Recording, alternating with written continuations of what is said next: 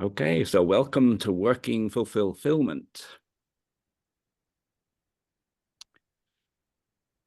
And so this is the quote that's at the beginning of the chapter. Our first half is about how to make a living, and our second half has the promise of being about how to make a life. So an opportunity to shift from making a living to making a life.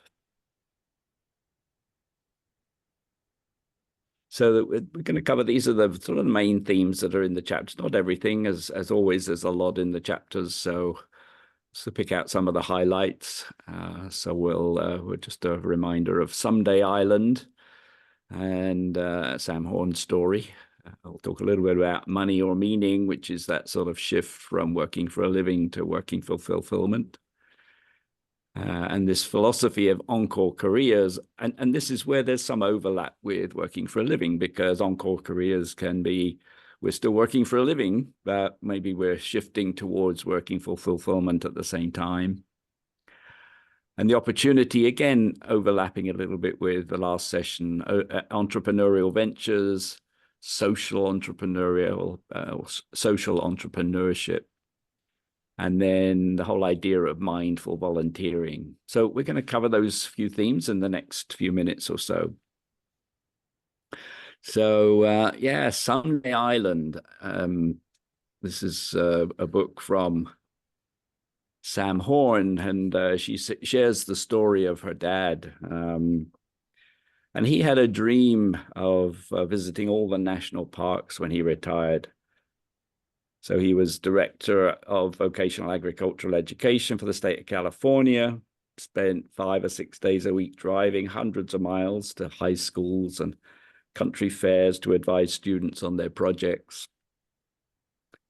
He really felt an obligation to make a difference, and he did. But that dedication came with a bit of a cost. And Sam writes, Dad finally took off on his long-delayed dream a week after he retired. A week after that, he had a stroke in a hotel bathroom. Dad never got to do the things or do what he had dreamed of his whole life. No.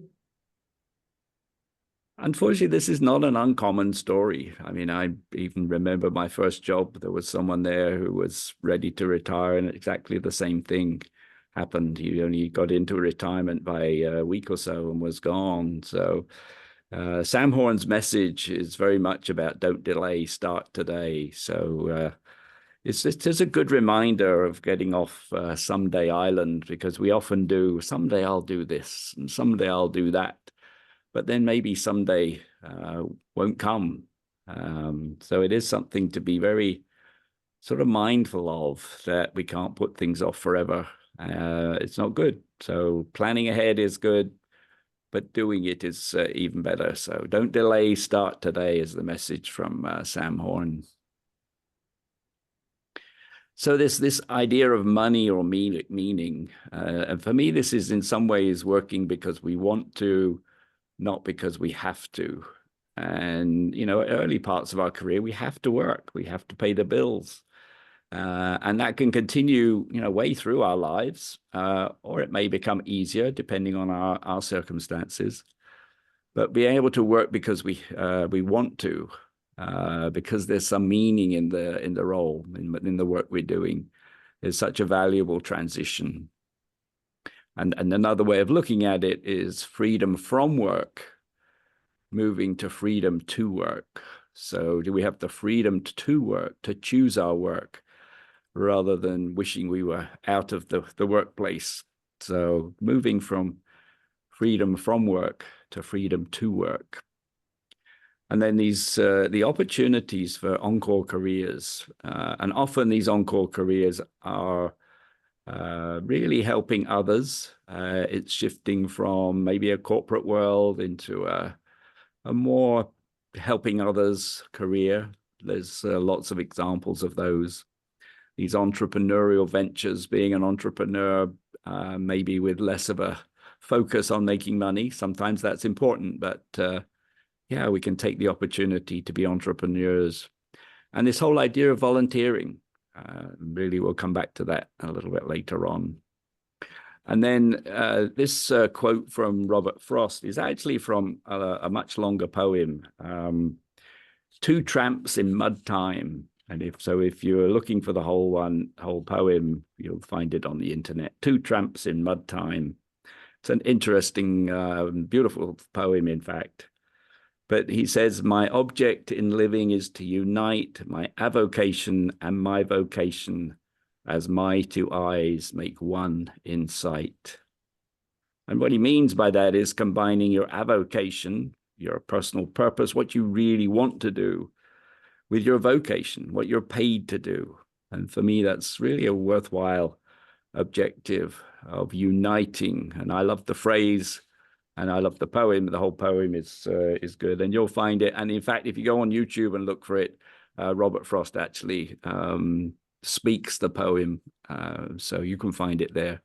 But my object in living is to unite my avocation and my vocation as my two eyes make one in sight. Robert Frost. So encore careers, this is such a huge topic. There's lots of stories and examples. I met Mark Friedman a few years ago, and this book is not a new one, although I think this might be the second edition, called Encore, Finding Work That Matters in the Second Half of Life. And what he talks about is work that combines continued income, greater personal meaning, and social impact. So really that's really where fulfillment comes from, that maybe we can continue to work for money, but we get greater meaning and have more social impact from the work that we do. And Marcy Albahor has published this Encore Career Handbook, which again is a great reference. So I like to share the resources that I found to be helpful. And so this is a time for many of us for imagining new possibilities, whatever that might be. And so imagination is a big theme in a number of the chapters in the book, and I'm a great fan of imagination. I remember going to Disney many years ago, and there's imagination area, and there's a little purple toy, rough, fluffy toy it was then, not quite so much now. My son had one for a long time, and it's Figment, a figment of my imagination. So I love imagination. And so now is a good time for imagining possibilities. And then this is a relatively recent book, Live Life in Crescendo. And I only got this about a few weeks ago. It was published last year. And so before we'd finished writing the book, otherwise I may have stolen some of the stories. But this was written by Stephen Covey, who wrote The 7 Habits of Highly Effective People many years ago. He had written much of this before he passed away, I think 2 or 3 years ago now. And his daughter, Cynthia, completed the book and published it. And it just has so many great messages in. And I really can't do it justice here, but I really enjoyed reading the book. I don't often read books from beginning to end, but this one I did. It has so much meaning in it. And so this idea of crescendo, a crescendo mentality, is continually growing in learning, in influence, and in contribution. A great philosophy, really. It's about learning for us, but having greater influence and growing in our contributions.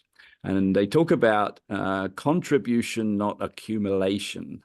Nice little play on words, but making a contribution to the world rather than accumulating things, which we're all good at.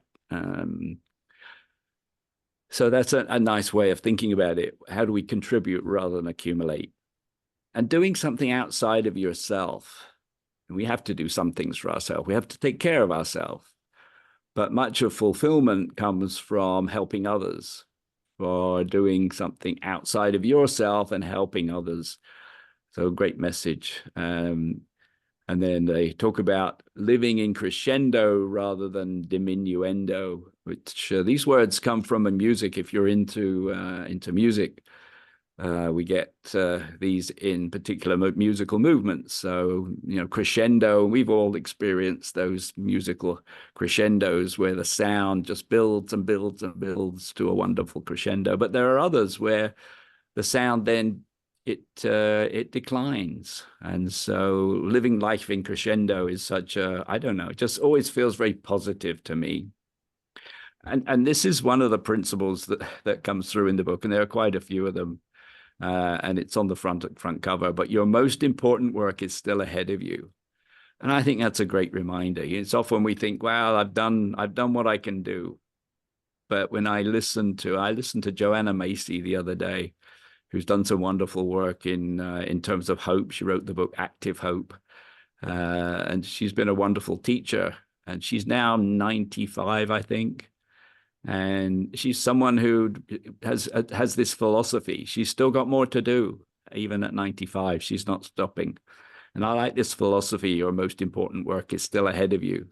Whatever that work might mean, I don't know about work, but whatever it is, that our most important, maybe it's our most important contribution is still ahead of us. There's always something more to be done, whatever we've done in the past. So, yeah, I love this book. I'm really pleased that someone reminded me of it, and I managed to get a copy, and I've just finished reading it. So it's not referenced in Midlife, New Life because it came out after we had written the book, but great reference.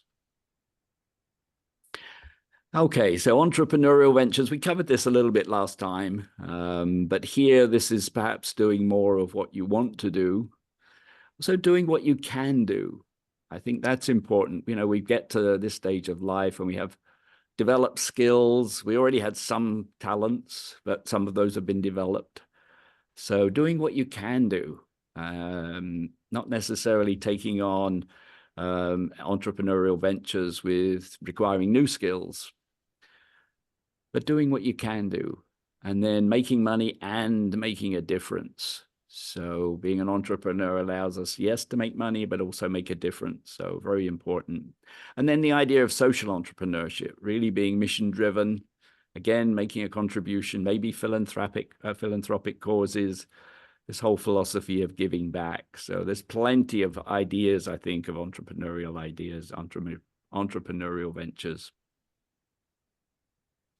And I think these questions were in the workbook, but I think they're a nice way of just spending time thinking about what entrepreneurial venture would I take on.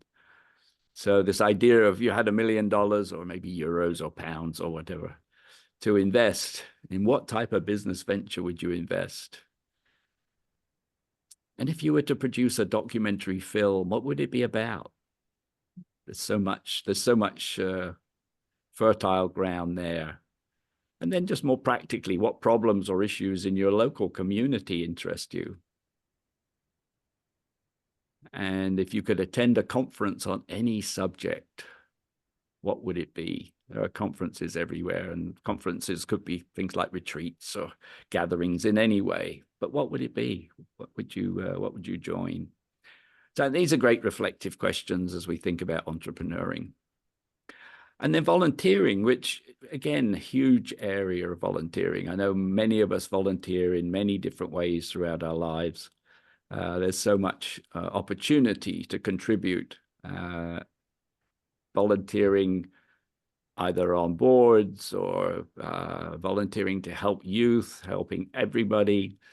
There's so much we can do. So first question is why. We often start with why. It's our purpose. Why do we want to volunteer? What's in it for us? But what's the motivation? Why are we inspired to volunteer? What causes are most important to me? And we all have those, but it's a case of just narrowing them down. What are the causes that are most important to me? And then how can I help? Who do I want to help? So again, just thinking about this contribution. And what skills do I want to use? What skills do I want to learn? So we have skills, let's use them, but there's also an opportunity to learn new skills. I think particularly around technology, the technology keeps changing. It's tough to keep up. So keeping up with new technology is something that maybe that's something we want to learn. That's one of the chapters in the next few weeks. And what do I want to get out of volunteering? You know, there's a feeling of, if I'm making a contribution, if I'm volunteering, it makes me feel good. I'm helping other people. And that's part of what I do. You know, when I'm volunteering, it's a bit selfish in some ways. I'm helping them, but I get something from it because it makes me feel good. So volunteering is an important part of this. And I always say it's still working. You may not be paid for working as a volunteer, but it's still work. It's still valuable work. It's pro bono, not earning an income, but it's still working for fulfillment. So it's a good way of thinking about volunteering. It's not a lesser activity. I think it's just as valuable, but it's not something that we need to get paid for. So, and a huge area, so much we can do in terms of volunteering. Yeah, so that's a quick rundown of the contents of the chapter. There's more than that, but I just wanted to provide a summary. And these are the reflection questions. What are the dreams that will get you off Someday Island? What are possible encore options you want to test out? Go try something out. And what is your wildest, most creative entrepreneurial fantasy? This is possibility thinking. And what local community or a global issue even would you like to be involved in? And what might be a new way of volunteering for you? So hopefully these reflective questions inspire some thoughts on how you might take on working for fulfillment to complement working for a living. And we talked about the bridge between the two, and they do overlap. So that's a review of working for fulfillment.